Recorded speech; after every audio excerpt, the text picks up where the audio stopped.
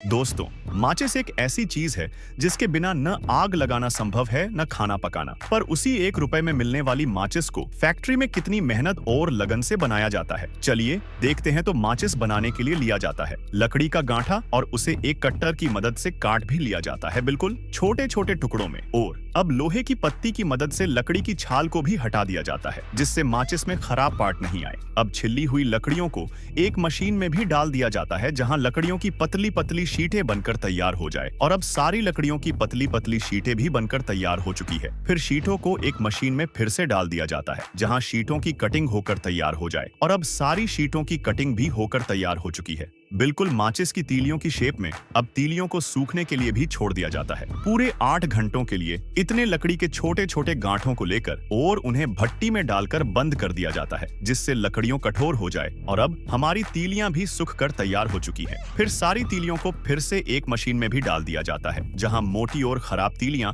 अलग हो जाएं और सही तीलियां भी अलग हो जाएं। और अब हमारी सारी तीलियों की छनाई भी होकर तैयार हो चुकी है। फिर साथ ही में इनको एक रोलर मशीन में भी डाल दिया जाता है, जहां तीलियां ताकतवर हो यानी ठोस हो, जिससे तीलियां आसानी से न टूटे। अब कन्वेयर बेल्ट की मदद से इनको आगे भेजा जाता है एक मशीन में, जहां टूटी एवं खराब तीलियां अलग हो जाएं। अब सारी तीलियों को एक चादर पे भी उल्टा जमा लिया जाता है। फिर सारी तीलियों को एक केमिकल में भी डब्बोक दिया जाता है, जिससे तीलियां ज्यादा आग पकड़ सके। अब तीलियों के ऊपर उनके वैक्स को भी लगा दिया जाता है, जिससे माचिस बनकर तैयार हो जाए। अब तीलियों को एक रोलर पे भी घुमाया जाता है, जहां तीलियां ठंडी होकर तैयार हो जाएं। अब बारी आती है पैकिंग की। तो पैकिंग करने के लिए लिए जाते हैं माचिस के पैकेट और उन्हें मशीन पे भी जमा लिया जाता है। फिर तीलियों को भी इसी मशीन पे डालकर पैक कर दिया जाता है। और अब हमारी माचिस भी बनकर तैयार हो चुकी है। वीडियो अच्छी लगे तो लाइक करें और चैनल को सब्सक्राइब जरूर करें।